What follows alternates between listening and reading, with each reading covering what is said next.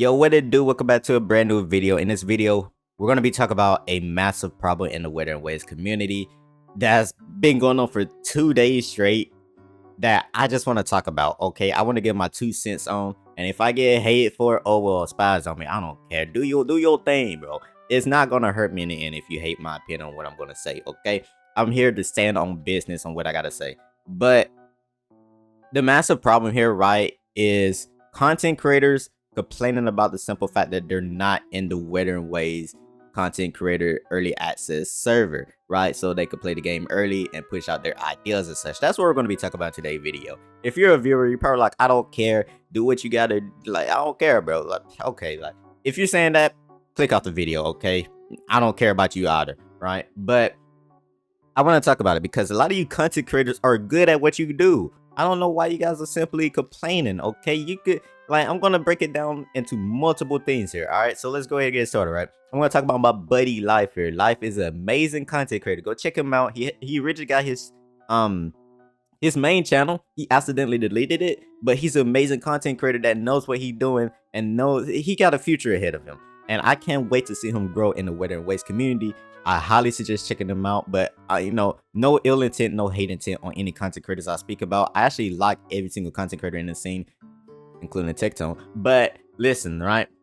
As a smaller content creator, as he said, who's been streaming and covering the game for an entire year in both betas.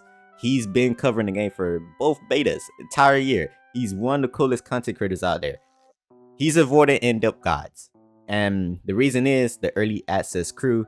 So everybody who got into the game with the early access build that Kuro Games gave makes it a level to not play on in the slightest. For clarity, I'm not mad at MTash or anybody else. Congrats on working your way up for the opportunity, which I agree, congrats to those who did make it. But for myself, I was set to lore, story, and game discussions, which, he saw he has a massive debuff in the guide scene, right? He has a massive debuff, but I'm gonna be honest with you, it's not that deep. You want to know why?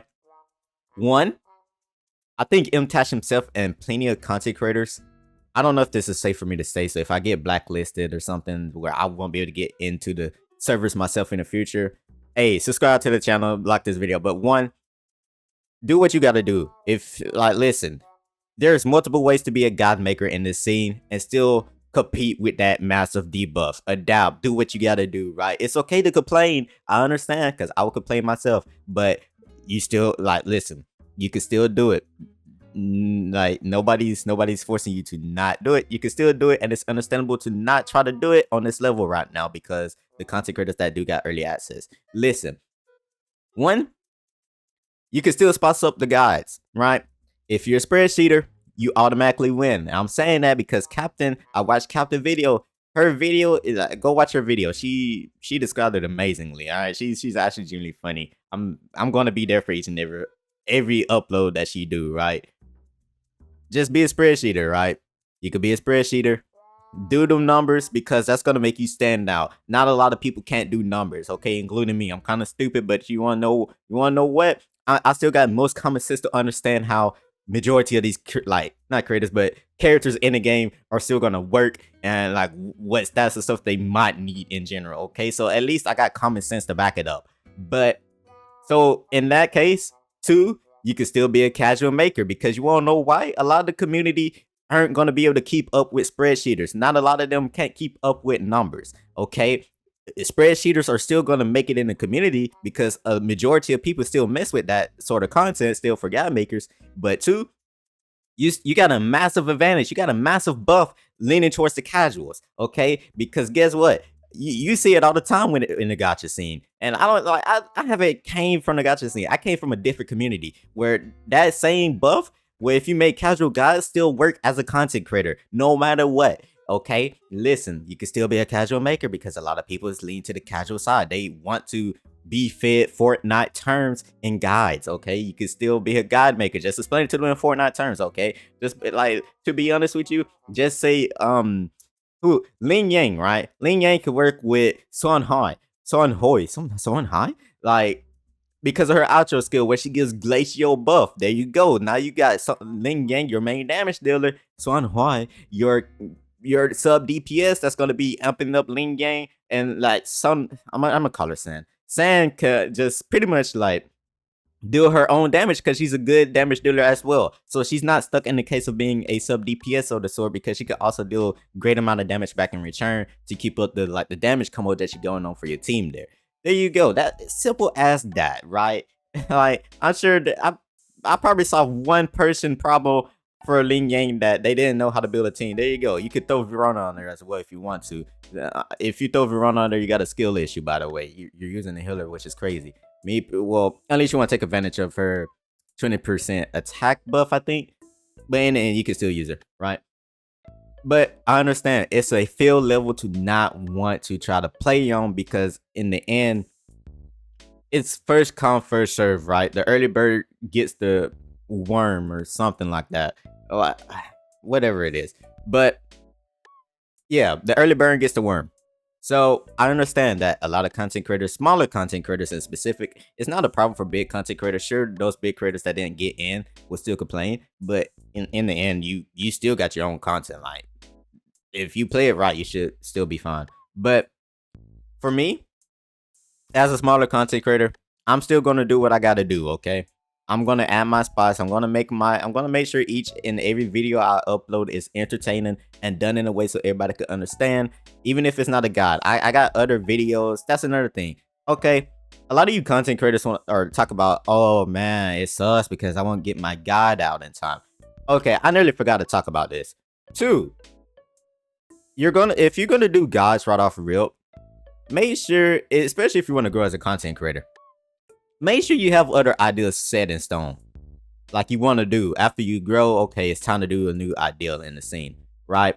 Because if you don't, and you continue to do god after god after god, and then become a spreadsheeter and then a god maker, and all the way up to like 2 or 3 patches of the game, you're going to be known as a god maker, and you're going to be stuck known as a god maker no matter what you do. If you try to go off of something else and do a gameplay upload or something, people know you for gods. They know you for gods. You're stuck. You can't do lore. You can't do gameplay. You're gonna be stressing out because you're gonna be like, why are my views so low? Why, like, bro? Because you didn't do nothing else. You just stuck with gods for a living. Now you're a god maker. Hey, I don't know what to tell you. Like, if you are trying to plan to do guys, make sure you have other ideas set in stone. Make sure you're versatile in the community, so you're not known for one thing, especially if you want to grow to be a big creator, because in the end, people are there for that information. They're not there for you. It's tough. It's tough love saying that. I heard it so many times, and I learned the hard way myself in another scene. Okay, there you go. That's God making for you. That's the issue right there for the early access talk right there, right? Okay, I want to talk about another thing. I simply hate the fact that, congrats to everybody, congrats to the content creators that got into the early access server, right? Even Lost says it here, but I hate the simple fact that Hoyoverse or Honkai Star Rail started a trend, because now a lot of these gacha games, and it don't even have to be gacha games, it haven't been a trend, because I think it always been started, but I think gacha games or Hoyoverse just took that idea of what originally, because I think COD already done this early access sort of stuff for content creators, Call of Duty, but the gacha community is like kind of enforcing it more and more now. Like, they making it known in a way. So I understand Hoyoverse started a trend for a lot of the smaller content creators. I know it's stressful. I know it's painful. I'm getting my emotions out as well, because it pains me to see a lot of content creators say they're not going to do a specific idea, or they're not going to do what they originally planned to do, because they got a massive debuff, because they can't do it anymore, so they're not going to upload it anymore. Listen, okay, I'm gonna give you another perspective. You can't do guys because content creators got early access to characters, right?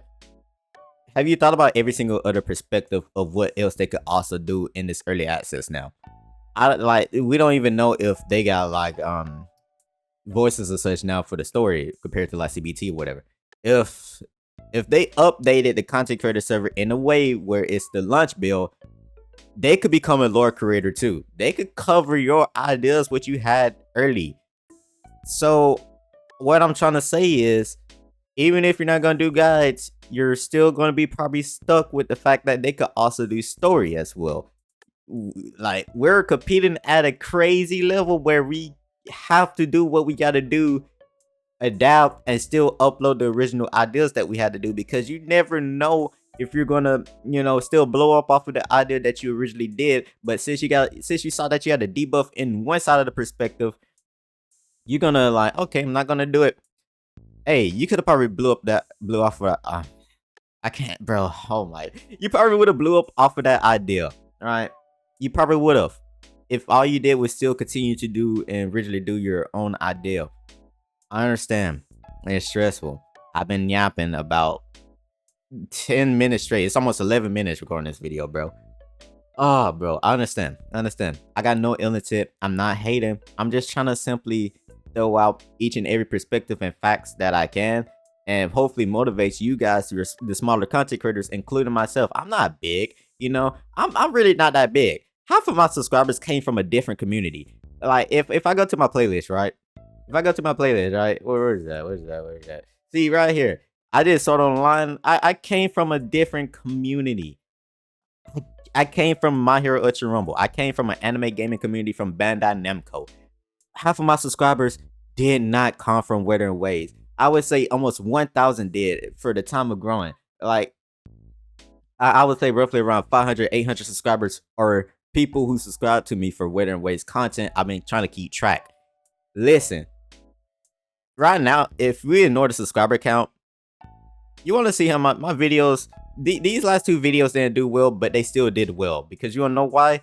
If I take into consideration that I'm an 800 subscriber channel right now, the views right here is not bad. It's not bad, okay? If you're going for views, clicks, there you go, bro. Look at me. It's not bad at all, right? But listen, it don't matter if you could do guides or not, right? If you can't add personality, if you sound boring in that video, if you can't do what you gotta do, tough luck. Okay, they're like, if you don't understand how to keep a viewer retention so they could generally sit down and watch you for that video or that idea that you're trying to pull out, you got a lot of other things you got to worry about than worrying about not being able to get in the early access server for Wuthering Waves. I'm sorry, I'm trying to give the hard truth here, but hey, that's my take. Subscribe to my boy Life. Life makes a lot of great content here. Let me see. There you go. There we go. Like, subscribe to my boy Life. I'm gonna leave his channel down below in the description. He makes great content. Recently, I gotta watch this video, but he uploaded one of the greatest Honkai Star Rail videos, and I'm happy that he was able to do it. It's a cool video.